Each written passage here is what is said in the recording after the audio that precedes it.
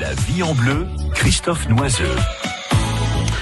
La vie en bleu au quotidien, et aujourd'hui nos experts sont de Pôle emploi et nous essayons d'entrer d'ailleurs en contact avec Gilles Desvaquet, directeur de Pôle emploi Loire-Haute-Loire, que nous n'arrivons pas à joindre. Alors s'il nous entend par les ondes, surtout qu'il n'hésite pas à nous contacter à la radio 04 73 34 2000. C'est le numéro que vous pouvez aussi composer, vous qui nous écoutez, si vous avez des questions particulières à poser à Christophe Mondière qui lui est là. Christophe Mondière, vous êtes directeur de Pôle emploi à Thiers. Bonjour Christophe.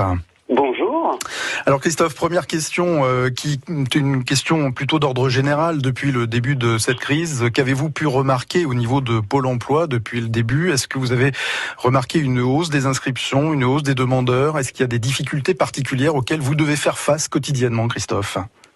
Alors, pour l'instant, on ne peut pas dire qu'on ait véritablement eu une hausse majeure des inscriptions au sein de Pôle emploi. Par contre, c'est vrai que depuis le début, on a énormément de sollicitations, que ce soit par téléphone ou par mail, puisque c'est vrai que les demandeurs se posent beaucoup de questions durant cette période. Où en sont leurs droits? Que doivent-ils déclarer au sein de Pôle emploi? Qu'en est-il de leur projet de formation, de leur rémunération? Donc là, voilà, ce sont beaucoup de questions auxquelles nous faisons face tous les jours. Et vous y répondez comment? En étant présent dans les agences, ou est-ce que c'est du télétravail essentiellement? Alors, dès le départ, en fait, depuis le 16 mars, on a un grand nombre de collègues qui sont télétravailleurs. Nous avons à peu près 70% de nos équipes qui télétravaillent de manière régulière. Par contre, nous assurerons aussi, alors ça c'est à la main de chaque agence, des présences physiques en agence. Pourquoi ? Parce que nous n'avons pas suffisamment d'outils informatiques, et également parce que certains collègues ne peuvent pas travailler de chez eux pour des raisons par exemple informatiques ou autres. Et à partir de là, en fait, nous avons soit par mail, directement via l'espace des demandeurs d'emploi pour contacter leurs conseillers, ou surtout par téléphone au 3949. Le 3949, c'est le numéro de téléphone à composer si on a des questions à poser à Pôle emploi, hein ? Tout à fait. Alors après, on a deux files. On a la file plutôt placement, formation, relation avec Pôle emploi, et bien sûr la file indemnisation pour tout ce qui peut être où en est mon dossier, comment dois-je m'actualiser, quels documents il me reste à fournir. Donc toute cette partie-là et surtout l'actualisation qui va commencer à partir de demain. Alors Pôle emploi gère bien évidemment les demandeurs d'emploi, mais pas seulement. Les employeurs également peuvent vous solliciter. En ce moment, ils vous sollicitent pourquoi exactement ?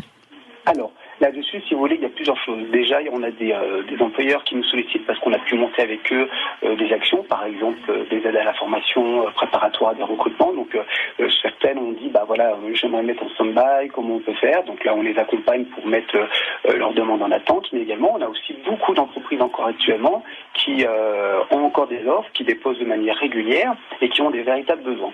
Là, on a, si vous voulez, des secteurs qui sont dits stratégiques et pour lesquels nous travaillons de manière intensive. Et c'est pour ça que le ministère du Travail a lancé avec Pôle emploi la plateforme Mobilisation Emploi.